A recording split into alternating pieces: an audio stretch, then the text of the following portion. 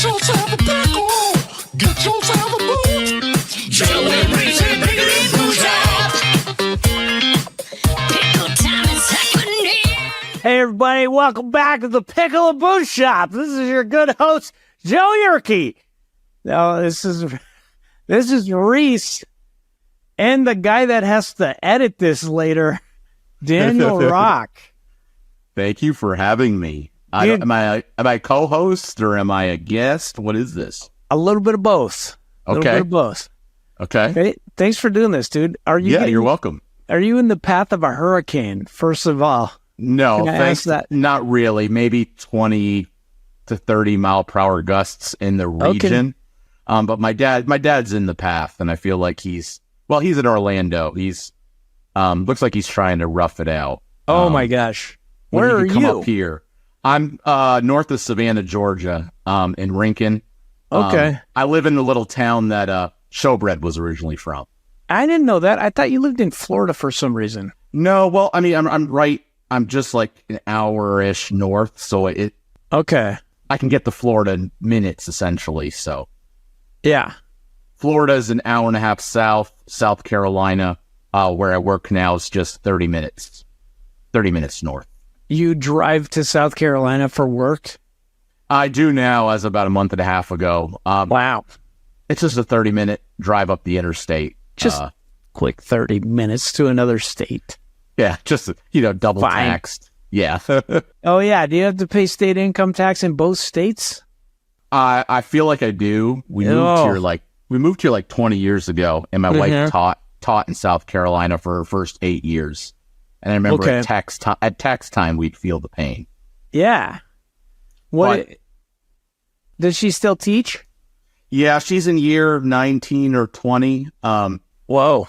Yeah, 5th grade. All right, you got to keep that going. That's your retirement. Yeah, whatever I don't you need. I don't have one. So, honey, you need a foot massage? Do you need? We'll see if she makes it past year 20. You need another back rub? I'm here for you. I got your lunch. Yeah. Hey, honey, I know you had open house till 7 o'clock tonight, but I'm telling you last minute I'm doing a podcast for the next hour. Oh, no. That's what's happening right now? Well, no, she just got home. Technically, the kids are off for fall break for the next 3 days. All right. So they're all technically on vacation now. But my daughter's at a marching band thing in Augusta or something, and I get to pick her up at 12:30 in the morning. Marching band life.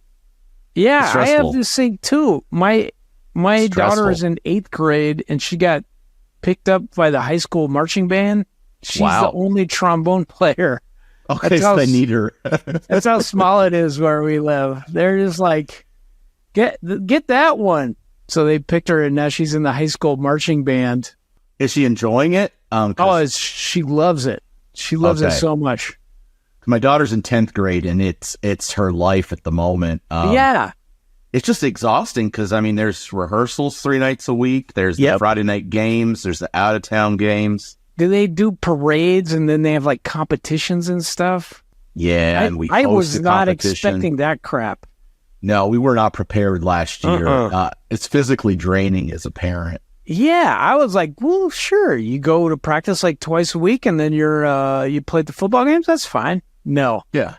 It's like put it into all the time. No, put it into context. Like last Saturday, our school was hosting a competition. So when you host a competition, you're not allowed to actually compete. But you perform at the end of it. Yeah. So I show up at 8 o'clock. I've skipped the whole day.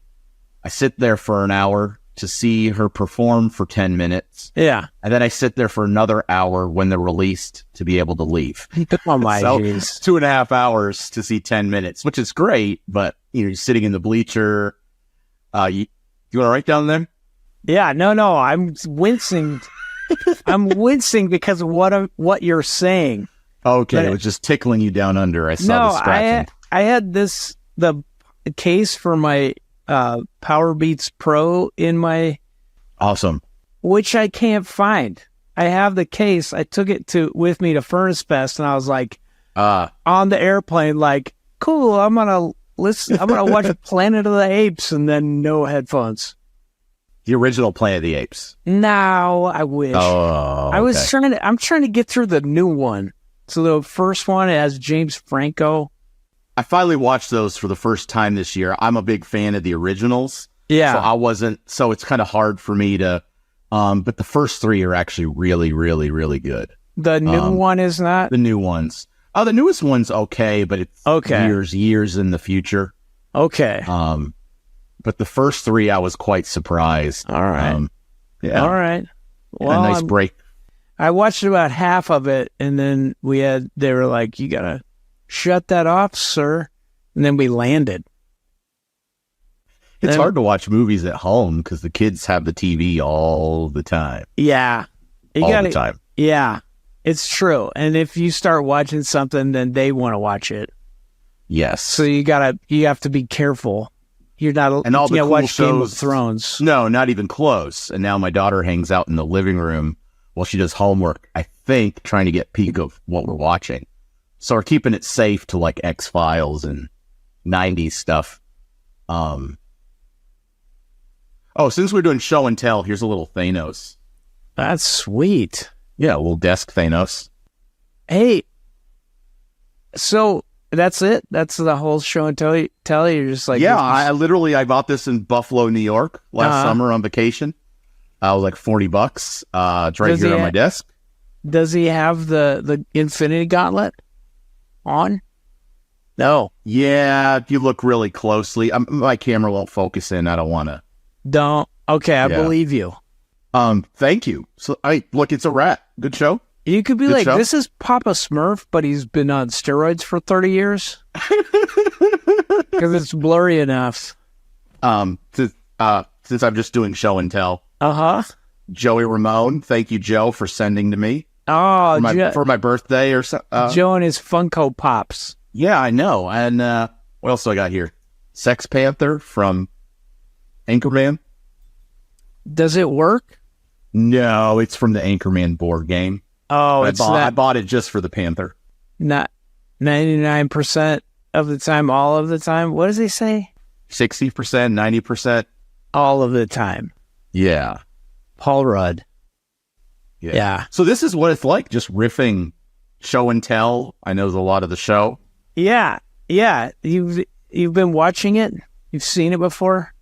Yeah. You know, I remember on Twitter back in 2021, I thought the show was a joke. I thought it was an April Fool's joke. Yeah. No way they're starting a podcast on April 1st. Yeah.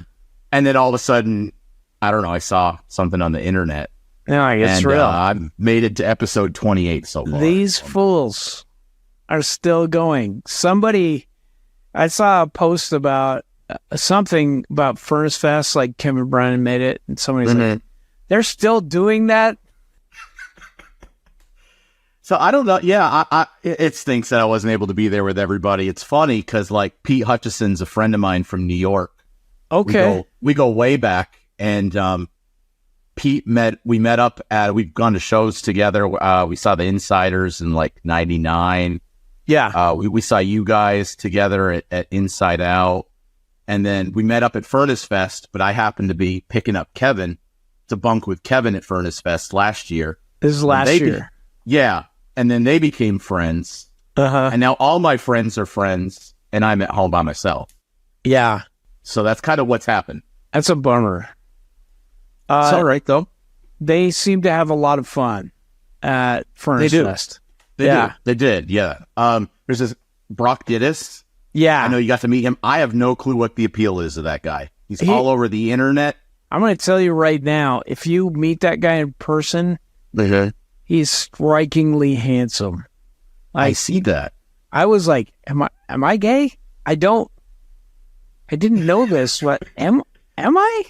He tells everybody he sprained his ankle, and then turned at a 5-iron show. Then it turned into his ACL. Then it turned into his kidney. Like it's a new story. Everybody he tells on every group.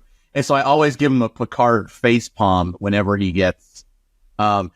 He runs a mile every day. Is that enough to get your heart rate going? Yeah, that's a good amount. It's every day he does that. Yeah, Jeez. wherever he's at. And there's a video of him that Kevin took him just doing little back and forth lines in the parking lot at Furnace Oh, Fest. my. He's just got this holding a vinyl. Yeah. Just I don't get it. I don't get the appeal. he's Don't get it. if you got to meet him. Like I was like, I think what I want to be that guy. I want to be that guy. I'm thinking about growing a mustache now. That's how I felt. I went through high school with a mustache like that. In So. high school. Yeah, I mean, when you lived in the country You in look New like- York, Yeah, man. You look Peter like Dinklage. oh, that's cool. That's very Who I cool. look like. Very cool. Yeah.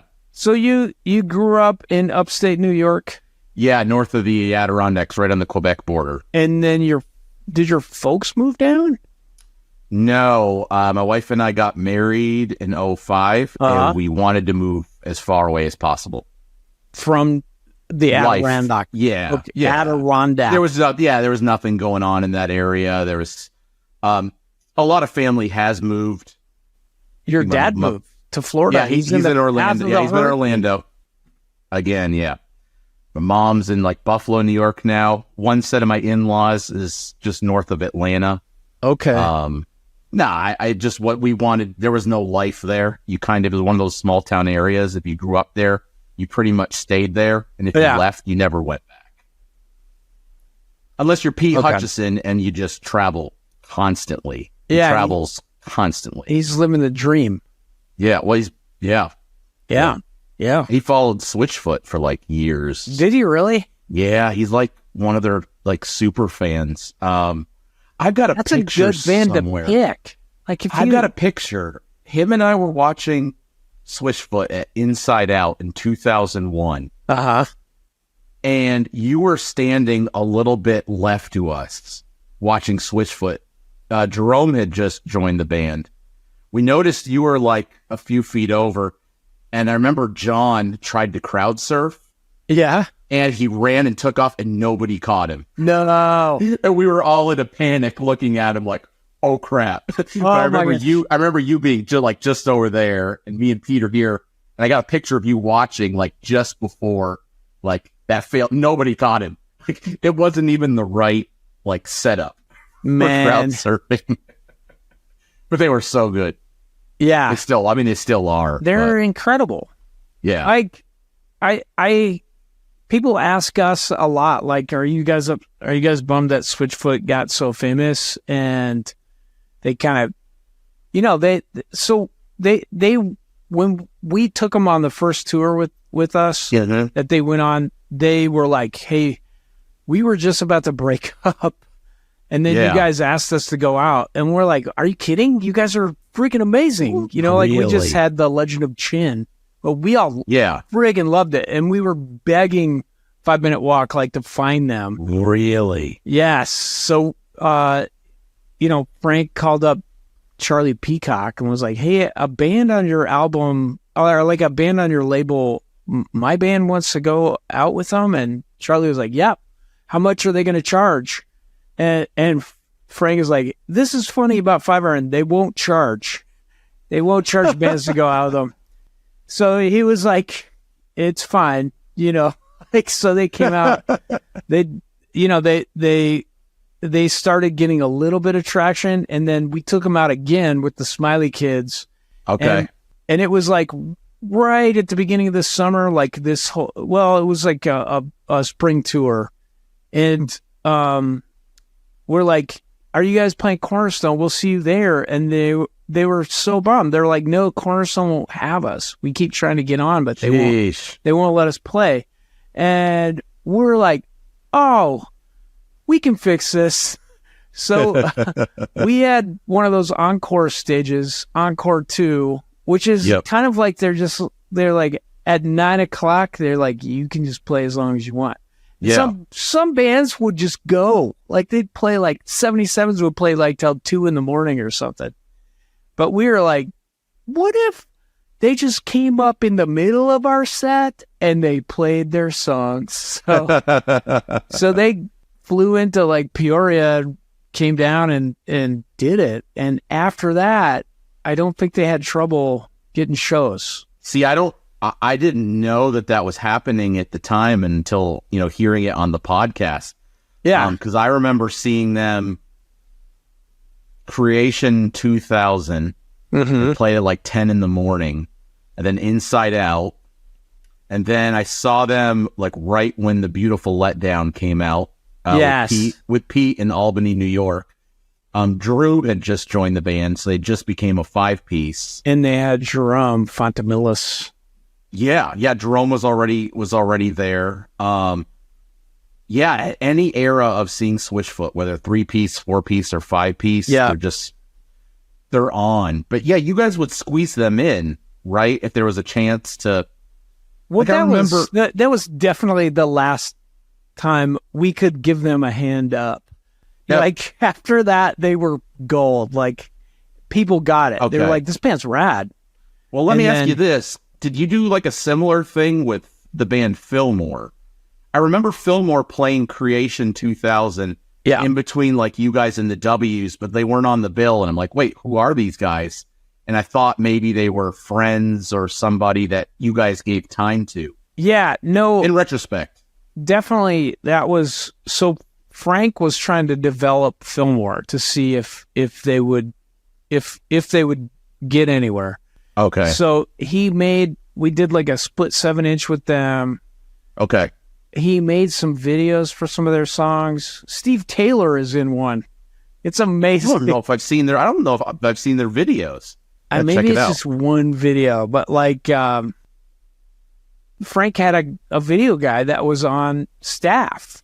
And so this guy did our first video, the Flowery Song, and then our second video once Frank hired him. And then he kind of became like the shit. Like his name's Brandon Dickerson, and then he was like he directed like a Sixpence videos, like for There She Goes and Kiss Me. Yeah, that's the perfect time to be working for Sixpence. Yes, exactly. So like he left 5 Minute Walk, but he was doing videos for everybody. He did everybody, like Model Engine, us, Dime Store. But then he went way up. He got in with the Jonas Brothers. He did a bunch of their videos. He's done like I think Mandy Moore. He's done Switchfoot's videos, some Switchfoot videos, I think. You can look him up on Wikipedia, guys. Yeah. Brandon Dickerson. And then he made a documentary movie called Call and Response. And it's kind of about how we as Christians have a responsibility to to at least know where the things we buy are coming from. Like we should number one be stopping slavery because it exists in our current time more than it ever has in history. Right. There's more slaves now in the world than there were when half our country thought it was a good way to make money and keep their votes, owning people, which is but like it's more, and he's pointing this out. So it's a good movie. Check that out. Yeah. Yeah, because, like my kids are, they're an age with a 10th grader and a 4th grader. They're asking lots of questions. They hear stuff on the news. They hear stuff from both sides of the fence, and they're just trying to figure out the world. And it's very hard as a parent, and then even as trying to be a Christian parent, just really hard to explain it to them because everything is so polarized. It doesn't make sense to them why people are working for nothing. How can countries still be at war? How can it's blowing their mind, and you just as a parent you feel like this isn't it wasn't like this for us growing up. No, and I don't know how to guide them through it. It's difficult. Do you drive them to school? I drive my son to school. I did drive my daughter for a few years when we try to keep the kids close by where my wife teaches. Yeah. But sometimes it works out, my son can sleep in longer if I bring him to school. And so I've gone through long phases where I've taken both of them. So I would vote for taking your kids to school, driving them to school, to take the long way. Like drive your kids to school, and they can't escape. They have to sit there and talk to you.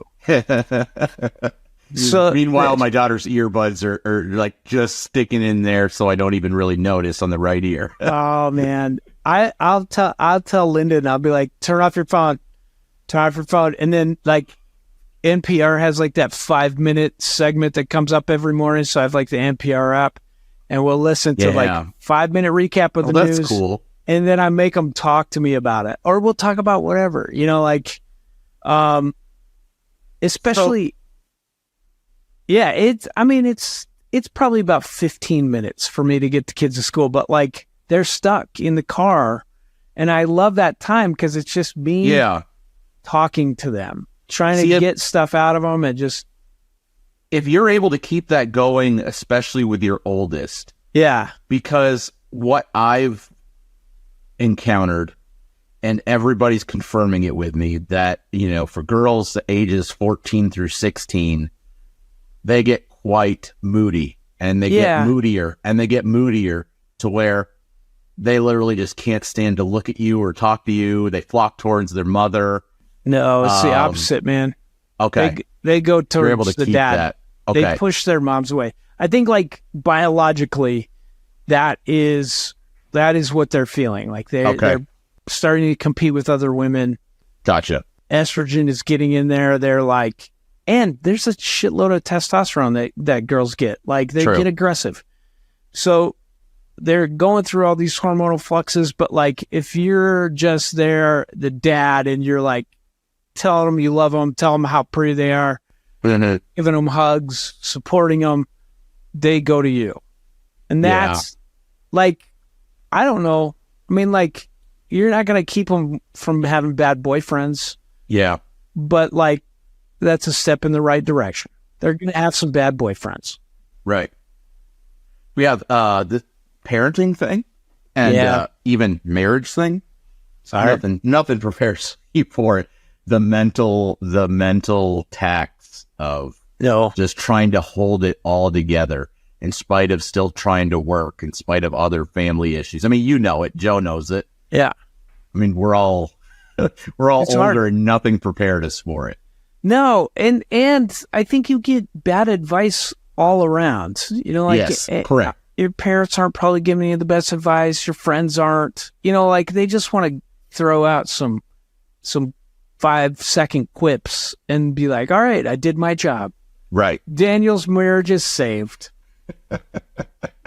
But, like, if I have one piece of advice for everyone that's married is like, don't wait till you're in trouble to go to therapy. Don't wait for that. Like, you don't need to do that at all. Like, you should work that into your marriage. Like, for sure. Reese said we should do this and get a tune-up. Just do it. Like, just once a year, once every 2 years, go talk to a therapist, change up therapists, find somebody that there's all these horror stories. You hear Joe talking about his first marriage, how he had a bad one, and this person was like friends with his ex-wife, and they were just kind of talk about shoes and stuff, but if you get somebody that's really concerned about you and understands where you're coming from, that you can both talk about, man, here is where I don't feel like I'm being heard, or here is a need that I have that is not being fulfilled. I think that is invaluable, especially, like if you have a great insurance plan and it covers some of that or all of it. I personally still go to therapy. It's been, I've seen different people over the years, and now that I'm working full time, I'm getting away from freelancing during the day. It's trickier getting appointments, but like, it's one of those things where I just want to keep doing it. I've been in therapy for when I worked a long-term ministry job. That's a whole long story. Yeah. Now 5 years in, it just wrecked me mentally, but I still stayed for another 5+ years, and I stayed in therapy just to keep working, fighting the therapist, telling them, no, God has me here. He has me here. He has me here. And then all of a sudden I quit that job before COVID after 10 years, just completely defeated. And then I'm just completely useless to my family again, having to start over, find somebody. Yeah. But gosh, I love having that time, but it's just so darn expensive. And if your insurance isn't good, and then all of a sudden the appointment's over. And it's like, man, but I like this person. I'd pay to stay 2 more hours. Right. Because you're in that safe space for such that nugget that you really got to maximize it. I enjoy it. And I want to stick with it, but it's just not easy for people to get that kind of care, I feel like. Yeah. My daughter has asked for some sessions here and there. She deals with a lot of anxiety, and she tries to, she puts a lot of pressure on herself with schoolwork, things that we try to help her with, but we're just not able to kind of get through. But just trying to get her to appointments is extremely difficult, but we stick with it. I see the value in it. It's made a huge difference for me. It helped get me back into the work world instead of just being cooped up at home. Yeah. Trying to find projects to do online and whatnot. I'm all for it. I'm all for just doing it anyway. And there's definitely been times I've suggested it in our marriage, basically for times that I've screwed up and made big time mistakes. It was always me. My wife never really wanted to go through with it, but in the end, I ultimately realized the issues were mine. And once I worked on my issues for her, then I noticed that she kind of started to respect it, and it made her start thinking about things that I would say over the years about how these are my needs and they're very different from yours. But a lot of that stuff didn't even come until 2 years ago. We've been married 20 years. Jeez, man. And we didn't really make real progress until, a couple of years ago. I was telling somebody at work today, if I could just go back and be like, Daniel, stop being so lazy around the house. Who cares about what you want for a while? Sacrifice a little bit for your spouse. Yeah. And serve them in the way that God serves the church, kind of be selfless towards that other person. And a lot of people don't agree with that in terms of marriage. A lot of people will say, well, if they make you compromise who you are, well, no, I wouldn't want to be married to somebody that compromised who I am. But at the same time, if that's an extension of me, my wife's an extension of me, I should be willing to lay my life down for her, I feel like. Yeah. And I was explaining that to somebody today and they thought I was crazy. So I try to see the biblical parallel. I try to make sense. One of my personal struggles is I try to make sense of, my entire existence, from my upbringing to all the quirky jobs and all of the mental situations and all of the near-death experiences, or our family's been rescued from sliding off a cliff in our car in the mountains in Tennessee, all these crazy experiences. And it's okay, but I'm 42. I'm still massively depressed. Which I'm finally making some good progress on it. I worked in ministry. I was kind of manipulated into that job, not realizing it was going to be ministry. 10 years, no retirement, recruited from a great job. Like all of these disappointments, best friends, family things. It's I'm always trying to be the good guy and do the right thing and be honest and have integrity. Yeah. I just feel like I'm the person that's always burned. And so there's been those moments over the years where, I'm just yelling at God, just throw me a bone. You owe me. You owe me for all this stuff. How does he answer that, Daniel? It's always, it's usually a reminder of, Daniel, do you remember when I did this? Do you remember when I did this? Do you remember when I did this? Do you remember 5 years ago when you're in your vehicle and it rolled off the side of a cliff with no ravine and a little tree that big stopped us upside down? Jeez. And that, and it's okay, I've just lost focus. I've lost my faith. or I've not, one of the hardest things is trying, I think, as a human anyways, we try to handle things on our own. Yeah. And giving like our full faith over to God, I feel like that's the kind of thing that grandmas are able to do. Yeah, because they've had 80 years of yelling at God. They've had 80 years of like just. But they don't tell you that they do that. They don't tell you don't know that.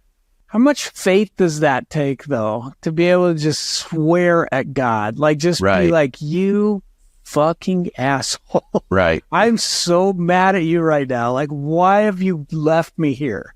Right. Like that. It's not just like, because you still have belief in that. Like, you're still like, I believe in God.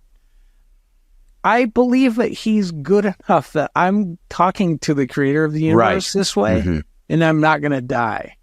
Right. And that, like, I don't know. I mean, like, there's something safe about that, too. Well, see, I never had felt that. And I remember, there were episodes, years ago, when you went through a lot of difficult times and you talked about, like, yelling at God and cursing at God. And it wasn't that I felt like that gives me liberty to do the same. But it was like, wait, God should be God is a safe space. Yeah, I can be angry at him and be honest. Yeah, but I'm still acknowledging that he's God. I feel like this is part of the reason I swear so much. Is I feel like when I don't, I'm lying. Like right. I get it if I'm in the company of someone who does not listen to this podcast, by the way.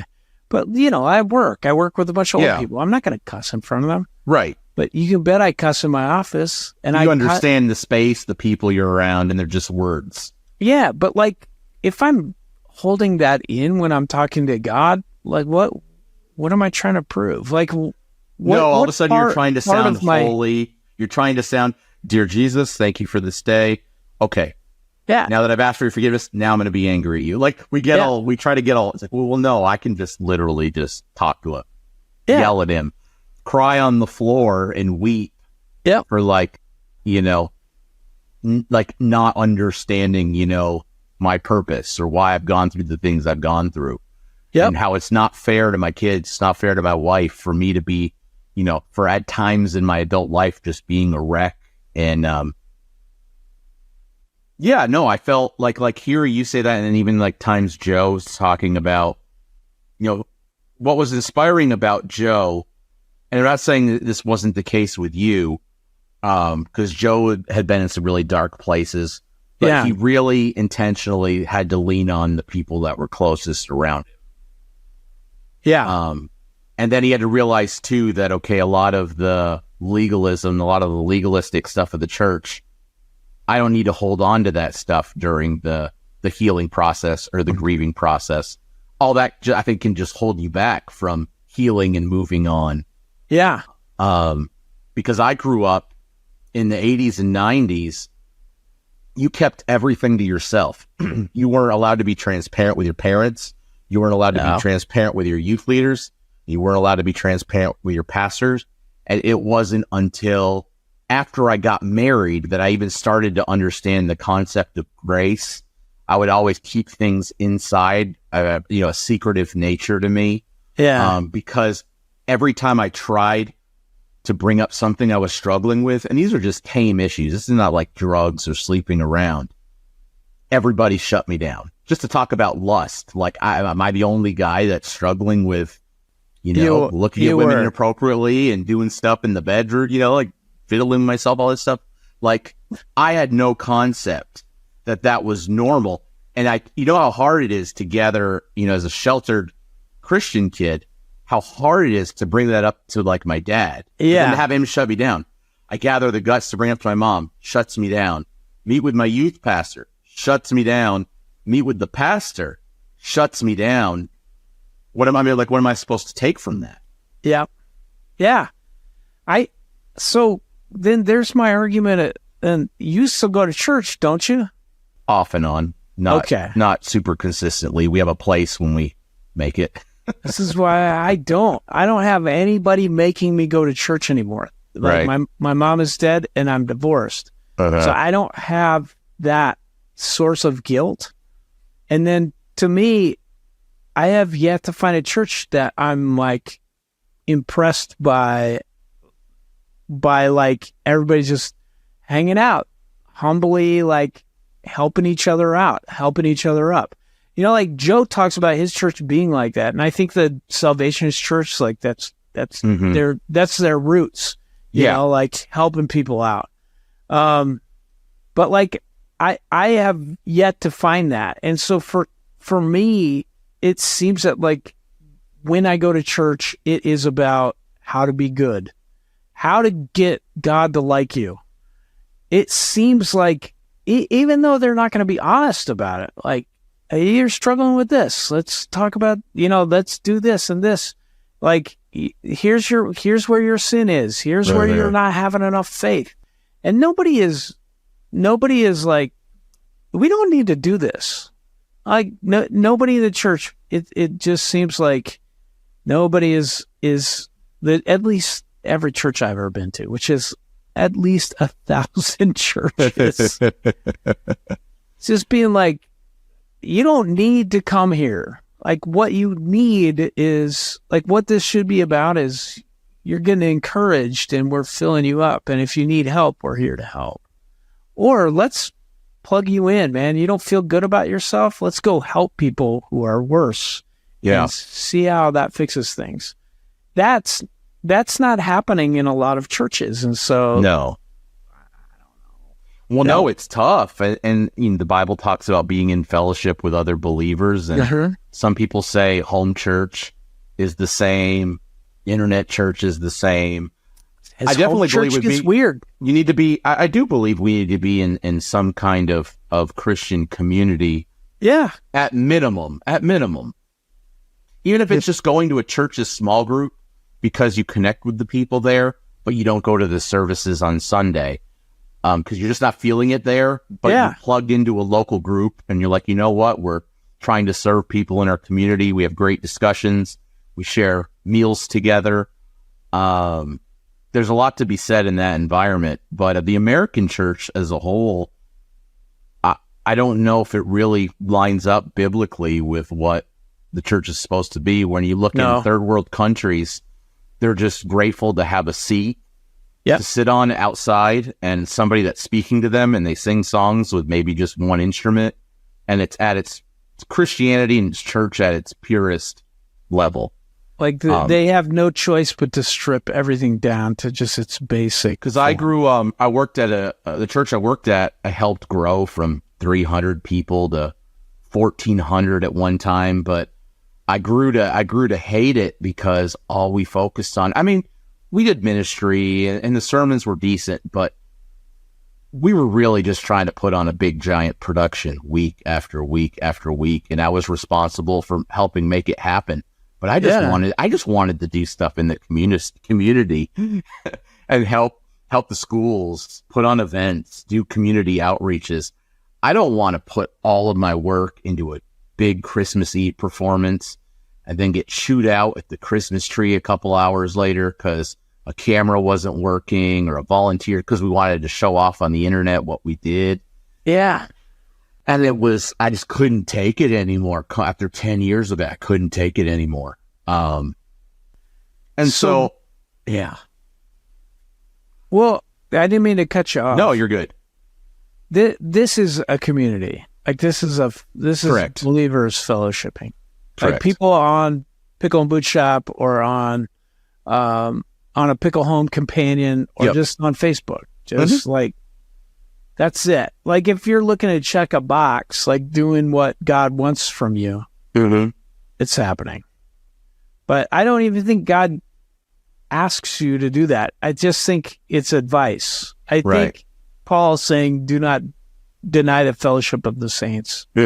That is about like, hey man, you need to help other people and they need to be there for you because you're going to need it. Right. Don't get away from that. Like, don't get lost. Yeah, somewhere along the lines, Christianity in America became this big checkbox list of things you do and things you don't. And I grew up with that, and it wasn't until college that it was like, wait, Corinthians 12 talks about other gifts of the Spirit. 12, not just speaking in tongues. And why am I the only kid that it's not happening to? But I'm the one that actually is trying to live for God. Everyone else isn't, yet why are they all speaking in it?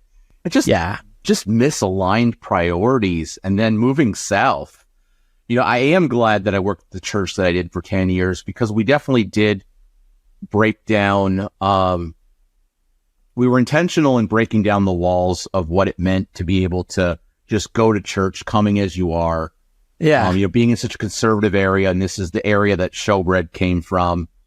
And I bumped shoulders with people that knew them when they were growing up and when they were cast out of their church for the music they're listening to and all that stuff. But the church I was a part of literally helped change the entire region to where people aren't asked to go sit in the back if you're wearing a t-shirt, or if someone came in with tattoos. Like, it was like that in 2005 when we moved here.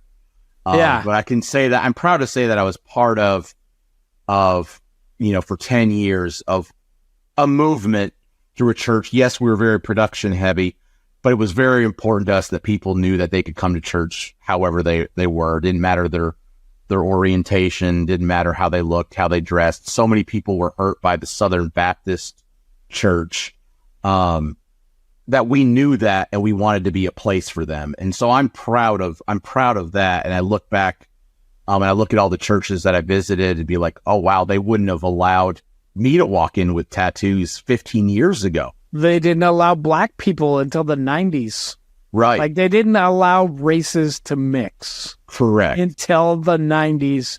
I have so many words about the Southern Baptist. Yeah, let's save that for another time. You need to get Josh from Showbread on a conversation with you. They've been one of my favorite bands. They're amazing. Hey, let's wrap up this freebie part, and then we're going to do the patronizer version. Okay, we talk about Joe. Of course we can. Yes. It's going to have so many nuggets. I hope so. You guys should have subscribed to our patronizer account, but it's too late now because you can't. Oh, wait, you can. Go ahead and do it then. Yeah. Daniel, Yeah. I'm so glad to talk to you, dude. Yeah, man. I appreciate this. Yes. Okay. I'm stopping this one, and then we're starting the next one. Do I have to do anything on my end? Yeah, you have to say piece of pizza. Piece of pizza. Save for the squids. Put that pickle in your pants. Get some booze inside your hands. Put that pickle in your pants. Get some booze inside your hands. 1996, we started.